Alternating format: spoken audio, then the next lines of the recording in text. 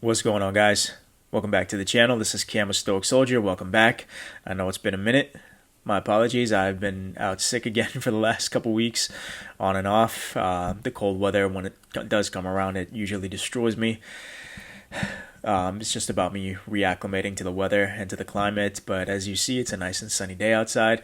Maybe you guys can't see, but you can see the light from a distance. But anyway, again, it's just about reacclimating, as we've all been capable of doing since the dawn of time. We adapt, we adjust, and this is just me finding my niche again. So, happy Sunday. Hope you guys have had a great weekend. Hope everyone's had a great, successful, and productive week. Hope you guys have another great one to come starting tomorrow, Monday. And without further ado, let's get into the video. Now, today we're not just going to be talking about philosophy of any kind, not just Stoicism, Taoism, whatever else we've talked about in the past. We are not just going to be talking about psychology. We're going to be kind of delving a little bit deeper, but going into something that is very specific for any individual's personal growth. Probably the most important thing that any one individual, man or woman, can establish throughout the course of their life. And really everything comes down to this one thing to a certain degree, and that is about owning yourself. Now, I'm sure we've heard that dozens of times. Own yourself, own extreme ownership, things like that. Things that Jocko Willink, for example, talks about, which is 110% on point. But a lot of people don't actually understand the specificities of owning yourself or what it means. So let's talk about that a little bit. So owning yourself means you are in full control of your thoughts, of your actions, of your impulses, of pretty much everything that is within your control. You've established that control over it. Now, as we've talked about, there are certain things that we don't have control over, like the weather, like the way that your boss might react to you at work, like the way people might think of you, or the way people perceive you. That's not necessarily always in your control.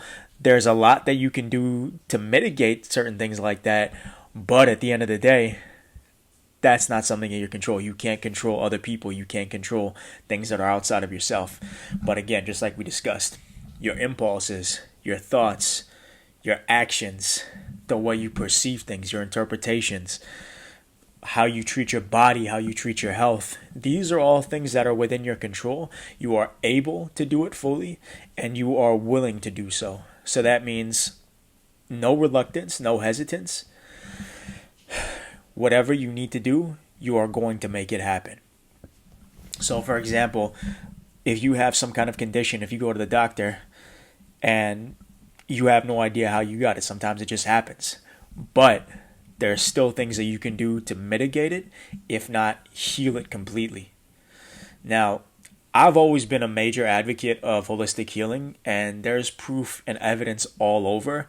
I'm not just blowing smoke up anybody's ass, nor would I do so to myself, because there has been evidence, research articles, documentaries, several world-class experts that you could talk to that have not only done so themselves, but have managed to talk to several other people who have done so as well. So even if you have something that you never intended to have, even if there's something wrong with you that you never expected to begin with, there is still something you can do. That is an example of extreme ownership.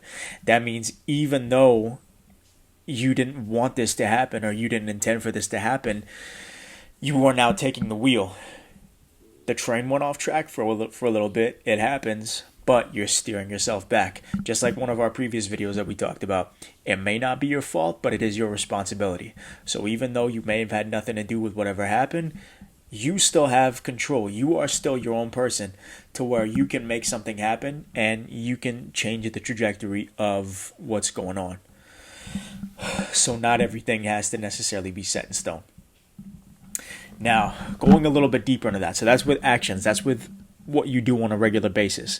Now, owning yourself as an individual, individuation, some people even call it, being able to individualize yourself when it comes to owning yourself, means that you trust yourself.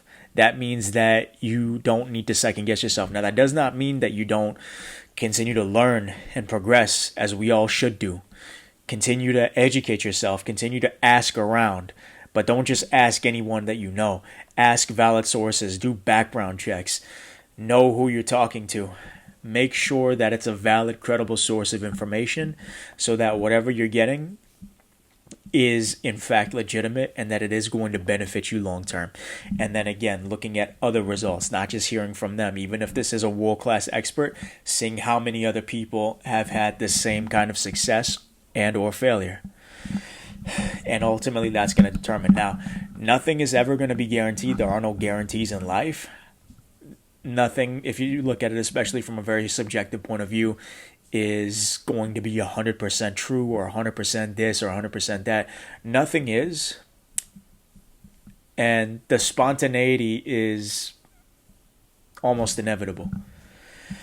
Certain things could happen, good and bad. That means if you're in a great place, you're on top of the world, nothing has ever bothered you in your life, something could happen, something could destroy you like that. And then vice versa. If you were at rock bottom and you just were told that you had no chance from the beginning, you can easily do a 180 at any time. And whenever you want, you could very likely end up right back on the top of Mount Kilimanjaro. You can end up on the top of Mount Olympus. You can come out of shit smelling like roses, as one of my buddies always tells me. So that's all possible. So going back to what we're talking about, nothing is guaranteed. Nothing is 110% set in stone. But there are certain things that you can do that are within your power that do set that in motion.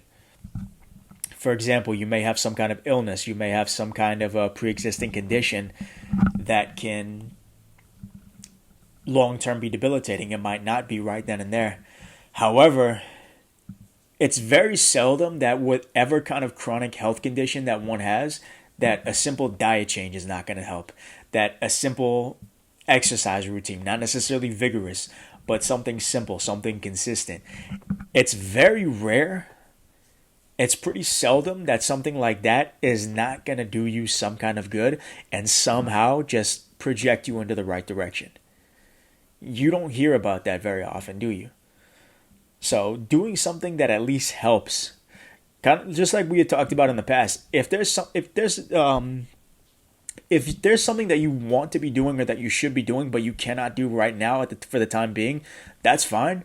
But at least do something that contributes to it. Do something positive that is at least going to take some of the load off. As I said, if you can't fix it all together, at least for the time being, because things change over time, anything that we once thought to be impossible ultimately and inevitably became possible. If you can't fix it, you can at least remedy it, again, for the time being. Notice I keep saying yet and for the time being. That's because we don't know the solution yet. At one point, if somebody got sick or if somebody got a cold, they were considered done for. They were considered dead in the early 17 and 1800s. Now you're over it in a week. At one point, 40 was the maximum life expectancy, and now people are living past 100. People like Mel Brooks, people like Dick Van Dyke, people who are from the golden age of acting. So, again, everything is possible, good and bad, but there are things that you can do that can lead you towards what's the ideal or the more preferred outcome for you, for yourself, and making it to where things can ultimately still work out for you. Knowing that by talking to the right people, by doing your own research, fact checking, making sure that everything's right, making sure that you have multiple credible sources, and then ultimately seeing what makes sense to you, seeing what just seems the most logical, along with finding alignment with your faith, with your hope, whatever it is that you believe in. If you can combine the two and then ultimately put them in practice, that's the most important thing. Putting them in practice over time, making sure that what you're doing, what you're experimenting with is in fact practical. And you start to see more and more results come out of it. based off of these ideas that you had in your head, that's what's going to start giving you confidence. That's what's going to start giving you faith, more importantly, in yourself, and realizing that whatever you've been doing is working, and you're going to continue to grow and expand on that. Results are really what motivates people. When you start to see consistency in what you do, let's say you're not very confident in talking to women or going out into the dating world. If you can just start with something simple, say, I'm not going to go on a date with this girl. I'm not going to make her my girlfriend. I'm not going to go try to go home with her or get her to come home with me or anything like that. My simple intention, and I've used this before and I've had a lot of success with it, is I'm just going to talk to this girl. We're going to pass by. I'm going to acknowledge her. She's going to acknowledge me. I'm just going to smile and say hi when we're in the same vicinity. How are you? How's your day? We're just two people having a quick greeting. That's it. And then from there, if it escalates, get yourself more comfortable. Or if you want, just wait for next time. I greeted her. She greeted me. Perfect. That's a win right there. That was not a negative encounter. And that's going to allow you to build more and more confidence. And it's going to give you more of a drive and with less anxiety to do so next time, and to eventually start just elevating your game and applying that same mentality to just about everything that you do. So the way that I tell my clients that I work with, conscious, consistency, and correction, the 3 C's. That's what you guys got to remember. Anyway, guys, I got to run right now. I hope you guys got a lot out of that episode. There's going to be a lot more to come later on in the future. But hope you guys have a fantastic week. Thank you guys for the support. Those of you who are new, don't forget to like and subscribe. Talk to you soon. Stoic Soldier out.